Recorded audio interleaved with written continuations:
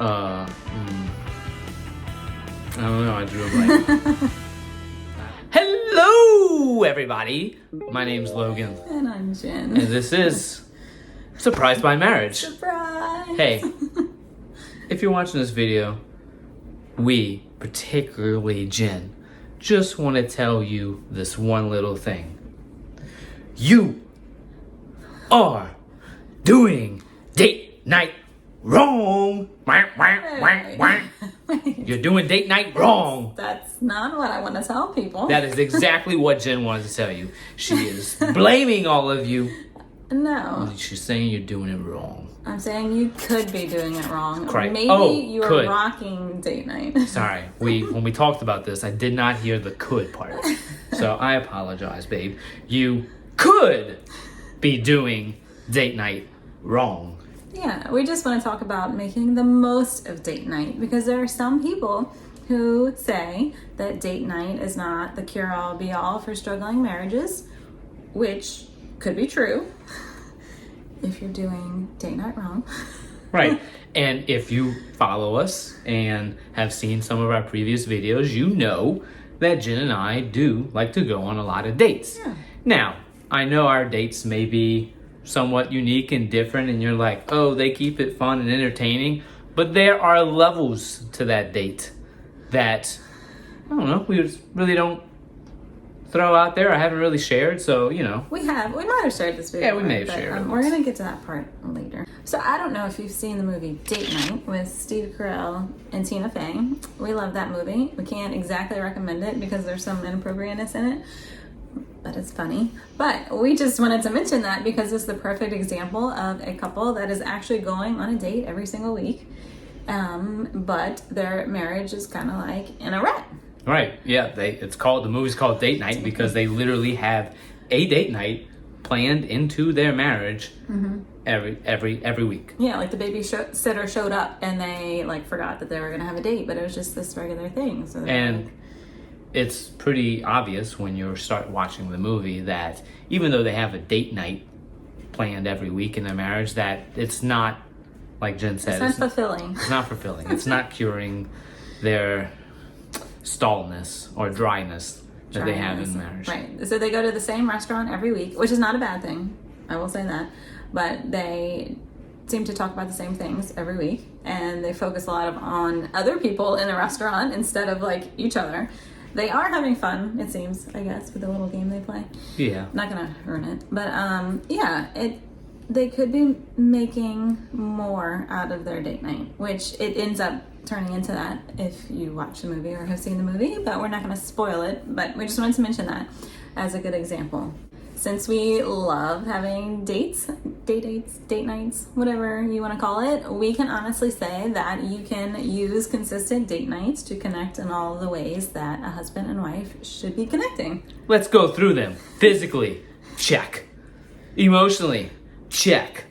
Spiritually, check. Spontaneously, check. You should start with spiritually first and then emotionally. And In then no particular order. There's in no particular order. There should be. Yep. Spiritually, check. Physically, check. Emotionally, check. You're still doing it in the wrong order. Spiritually, check. Emotionally, check. Physically, check. You can't just jump to the physical part, let me just say. You gotta start with that spiritual foundation. We talk about all the time, praying together. You think you would know this by now. Spiritually, check. Emotionally, check. Right. So every date night, we try to make sure we're at least saying some kind of prayer together. This was like before COVID. We used to be really good about going to the Adoration Chapel on our way home, and we wouldn't stay like forever because, babysitter was waiting. But we would at least go and talk to Jesus and thank him for the opportunity to spend our date together. Just a little high five to Jesus. A holy high five. What's up? Yes. Except that would be Jesus. So yeah, we do that together. Or if we are in the car driving and we don't have that element, we could pray a rosary. I've done that too. Yes. Or just anyway, just to remember, marriage and the union of God and us. Oh, sorry, babe. Look. What's happening? I'm trying to put you in the circle. Oh. All right. All right, so then connecting emotionally, this is like, it's very easy to just sit and have dinner and not talk to each other, which is not a good thing. Look, there's plenty of times in our own marriage, because we ain't perfect, that we always can tell something is up with the other. And so I'm always like, Jen, what's wrong? Jen, what's wrong? Jen, talk to me. What's wrong? And she won't talk to me. Or, like, I just blow up because I got all this other stress on my life going on, and she's getting the blunt of all of this aggression. The brunt. Not the blunt. So anyway, when you go on a date, that's a good opportunity to say, hey, let's actually let's connect. I know that sounds crazy to say. Let's talk to each other. Right. Yeah. And we don't really recommend, like, talking about super deep stuff on Yeah, dates. it's not an opportunity. opportunity. It's not an opportunity to say, look, let me list all the things that you're bothering me this week, because then the date night's not really gonna go the way you want it to go. That should be saved for like a weekly check-in meeting. Those kinds of things. But yeah. Yeah. But we should be connecting emotionally in dates. Because it's very easy, that creeping separateness we talk about.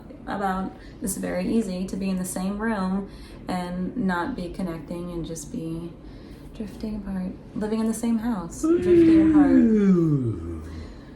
We're drifting. I'm out of the scene. Almost there. Almost there. I'm still there. Okay, now back.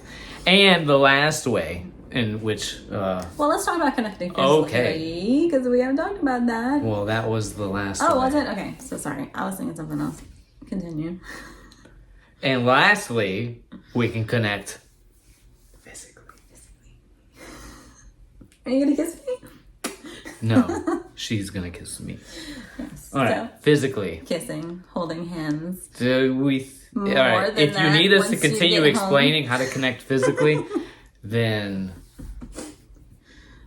we won't do that. Yes, but just a simple, like holding hands. It's so simple. And you can even do that sitting on your couch from the comfort of your own home. Or sitting in front of a video as we talk to people watching this right now. Yes. Yes. Okay, and so the last thing that like... Bro, I thought that was the last thing. Okay, well, no, actually. So there's... You know what? That was just one of the things, not the last thing. Forget what I said with the last thing.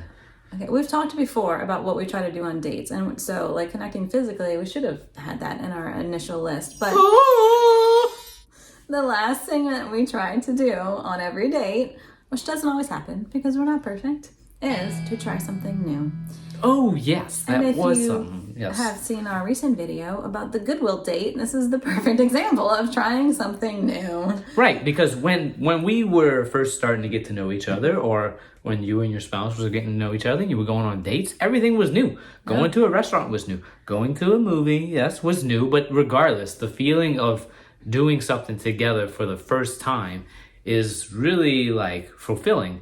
And by figuring out what you can do to continue that in your marriage is a challenge, but man, has become an eye-opener to say, hey, I don't have to keep going through the same routine every day or every date. I don't have to go just see a movie, not talk, not do these things. Right. But instead, have fun.